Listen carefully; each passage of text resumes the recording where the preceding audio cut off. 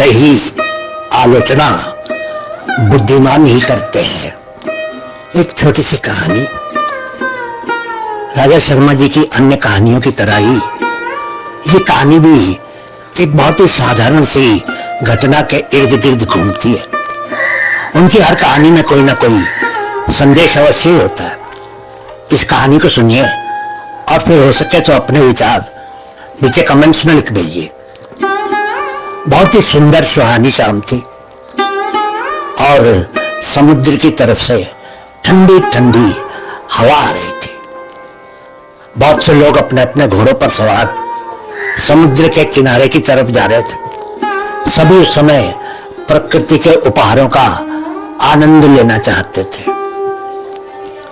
अंधेरा कुछ ज्यादा ही हो गया था, इसलिए एक घुड़सवार ने रात वहीं समुद्र के पास की एक धर्मशाला में बिताने का निर्णय लिया। उस धर्मशाला में बहुत से अन्य लोग भी थे जो समुद्र के नजारों का आनंद उठाने आए थे। उस घुड़सवार ने अपने घोड़े को धर्मशाला के बाहर एक दरवाजे की कुंडी से बांध दिया और फिर अंदर जाकर खाना खाकर सोने चला गया। उसने सोने से पहले ही घोड़े के दाना पानी का भी प्रबंध कर दिया था। आधी रात के समय धर्मशाला के अंदर सभी लोग मस्त नींद सो रहे थे।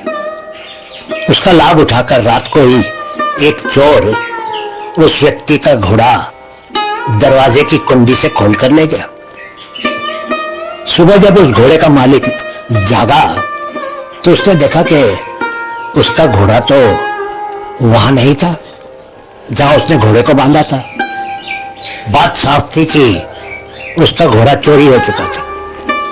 वो अपने प्यारे घोड़े को याद करके बहुत दुखी हो गया और उसकी आंखों से आंसू गिरने लगे। वो हैरान था कि ऐसे भी इंसान होते हैं जो एक यात्री का घोड़ा ही चुरा कर ले जाते हैं। वास्तव में वो आदमी जिस शहर से आया था उस शहर में आज तक कभी भी किसी चीज की चोरी नहीं हुई थी, क्योंकि सभी लोग परिश्रमी थे और मेहनत की कमाई ही खाते थे।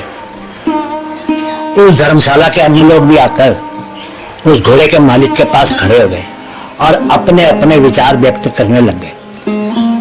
एक व्यक्ति ने घोड़े के मालिक से कहा, गलती तो सिर्फ तुम्हारी है।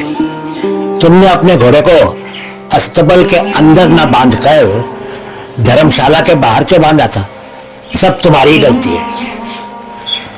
दूसरे व्यक्ति ने उससे भी आगे बढ़कर कहा, इससे बड़ी मूर्खता तो तुमने ये की कि उस घोड़े की टांगों को नहीं बांधा। कम से कम अगर टांगे बांधी होती तो चोर को उनको खोलने में कुछ समय लगता और उस दौरान शायद कोई ना कोई धर्मशाला में जाग जाता और उस चोर को पकड़ लेता। तुमने ही बेवकूफी की है। तीसरा व्यक्ति तो उससे भी आगे था। उसने कहा, कौन व्यक्ति समुद्र की सैर करने के लिए घोड़े पर सवार होकर जाता है? अगर तुमको समुद्र पर घूमना ही था तो पैदल ही आ जाते या किसी अन्य सवारी से आ जाते। चौथा व्यक्ति तो सबसे आगे था। उसने कहा, तुम जैसा कोई आलसी आदमी समुद्र की सैर के लिए घोड़े पर बैठकर निकलता है। तुम आलसी हो, इसीलिए तुम्हारा नुकसान हुआ। घोड़े का मालिक चुपचाप सबकी बातें सुनता रहा। कुछ देर बाद उसके सब्र का बांध टूट गया और वो लगभग चीख कर ही बोला, घोड़ा मेरा चोरी हुआ है, इसलिए आप सबको मेरी गलतियां निकालने का मौका मिल गया। तब से देख रहा हूं तुम सब लोग मेरी ही गलतियां निकाल रहे हो, लगातार मेरी ही कमियां निकालते चले जा रहे हो। लेकिन मैं बहुत हैरान हूं कि अब तक आप में से किसी ने भी चोर की जरा भी आलोचना नहीं की। जो मेरा घोड़ा चुरा कर ले गया उसको आपने भला बुरा नहीं कहा। आप लोगों की बुद्धि पर मुझे तरस आ रहा है। आप लोगों को तो आलोचना करना भी नहीं आता है।